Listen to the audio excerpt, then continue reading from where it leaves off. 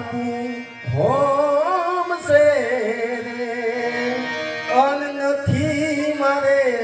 મામા કે મોહાર મારા મામેરા કોણ બાપુ પૂર સે રે બાપુ જાગો ને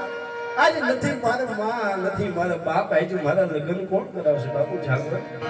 આજે નથી મારા મારીનો જાયો વીર આજે મારો જવતરનો હોમનાર ભાઈ નથી બાપુ જાગો આજે નથી મારા મામા નથી મારો મોહાર આજે મારા મામેરા કોણ પૂછશે બાપુ જાગો ને બાપુ બાપુ બાપુ બાપુ બાપુ કરતી એમ કહેવાય કે દીકરી રહના હુંડે ધોતી જાય એના બાપના માથા પર હાથ ફેરવતી જાય 3 વાગ્યા ને એને ગામ કેશોદ સ્વીકાર રાજુભાઈ કે 3 વાગે કેશોદ ભેગા ને ત્યારે એ દીકરી બેને એમ કીધું કે ભાઈ જો ઓલી જી ખડકી દેખાય ને એમાં તાળું છે ઈ મારું મકાન છે મારા બાપુ કે આડોશ પાડોશમાં કંઈક ચાવી આપી ભાઈ છે હમણાં જઈને હું લાવું હો સાહેબ બીજી વાત કરતો કે પવિત્રમાં પવિત્ર કોઈ સંબંધ હોય ને હે પવિત્રમાં પવિત્ર કોઈ સંબંધ હોય તો ઈ ભાઈ અને બેનનો હોય શું કામ એક ભાઈ જ હોય કે જે પોતાની બેનનો ચૂડો ખંડિત થતા ન જોઈ શકે તો એક ભાઈ જ હોય એમ સાહેબ એનો ભાઈ બની એનો વીરો બની ત્યાં ઊભો છે એની વાટ જોવે છે કલાક થઈ ગઈ 2 કલાક થઈ ગઈ 5 વાગ્યા પરોઢિયું થયું પણ એ દીકરી આવી નહીં રાજુભાઈ છે ને આડોશ પાડોશમાં છે ને અહીંયા બધાને ખખડાવી ડેલી ખખડાવીને બહાર બોલાવ્યા અને કીધું કે ભાઈ ઓલી જે ખડકી દેખાય ને એ દરવાજો છે ને એમાં તાળું મારેલું છે એ ગંધણીની ડેડ બોડી એનો મૃતદેહ મારી ટેક્સીની પાછળની સીટમાં એને મેં હુડાવેલો છે એની દીકરી હમણાં ક્યાંક ચાવી લેવા ગઈ છે પણ ભાઈ 2 કલાક થઈ ગઈ હજી દીકરી આવી નહીં સાહેબ આડોશ પાડોશના લોકો કઈ ભૂલતા નથી મૌન રાખ્યું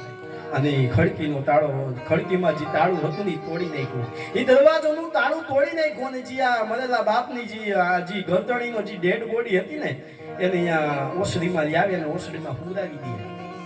તા તો રાજુભાઈ કે મેં એક દ્રશ્ય જોયું આ સામેની દિવાલે છે ને એક ફોટો ટીંગાય છે એમાં છે ને સુખણનો હાર હતો મેં એ દ્રશ્ય જોયું તા તો મારા કાળજામાં કોઈક સાવડિયું ફેરવતું હોય એવી વેદના થવા માંડાણી મેં હિંમત કરી અને આડોશ પાડોશના લોકોને પૂછ્યું ભાઈ હે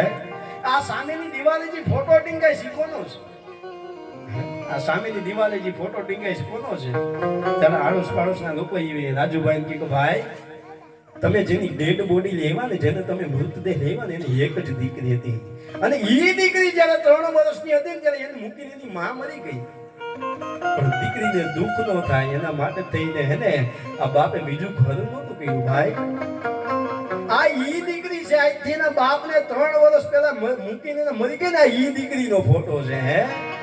શું વાત કરો ભલા માણા ઈ દીકરીનો ફોટો છે હા ભાઈ રાજુભાઈ આ ઈ દીકરીનો ફોટો છે આ તમે જેનો મૃતદેહ લેવા ને જે તમે જેની ડેડ બોડી લેવા ને ભાઈ હવે એને કોઈ હગુ વાલું સંતાન પત્ની કોઈ નથી આ એક દીકરી હતી એને 3 વર્ષ પહેલા ગુજરી ગઈ આ ઈ દીકરી છે અને શું વાત કરો ભલા માણા ઈ જ દીકરી છે કે બરોડા હોસ્પિટલમાંથી અહીંયા એના બાપની ડેડ બોડી અહીંયા સુધી પુગાડ્યા ઈ દીકરીનો ફોટો છે હે તમે એમ કહો છો સાહેબ તમે વિચાર તો કરો એક દીકરી ભૂત બની પ્રેત બની કોઈ બીજા ગામમાં એના બાપની ડેડ બોડી રજળે ને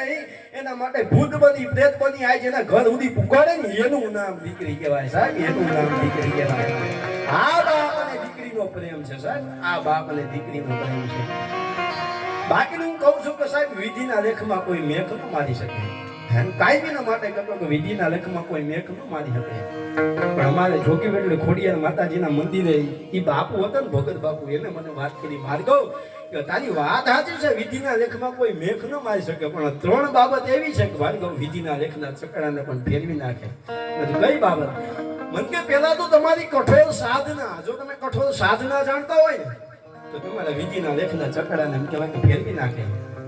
અને બીજી બાબત ઈ કોઈ સમૃદ્ધ સદગુરુના એમ કહેવાય કે આશીર્વાદ લાગી જાય તો તમારા વિધિના લેખના ચકડા ફરી જાય અને ત્રીજી બાબત ઈ કે જો જીવતા જીવ જો તમારા માવતરની સેવા કરી ગયો તો તમારા વિધિના લેખના ચકડાને ફેરવી નાખે પણ મને એને એમ કીધું કે મારે બાબા કળિયુગ આવી ગયો છો હવે કળિયુગની અંદર કોઈ કઠોર સાધના નહીં કરી શકે કોઈનાથી કઠોર તપસ્યા નહીં થાય અને એવા સમરથ સદગુરુ મળવાની બહુ અઘરા જેવા હવે ભોજરામ બાપા જેવા જલારામ બાપા જેવા એવા રામગર બાપા જેવા હવે સદગુરુ ન મળે પણ ભાર્ગવ ત્રીજી બાબત મેં તને જે કીધી ને જીવતા જીવ જો તમારા માવતરની સેવા કરી લ્યો આ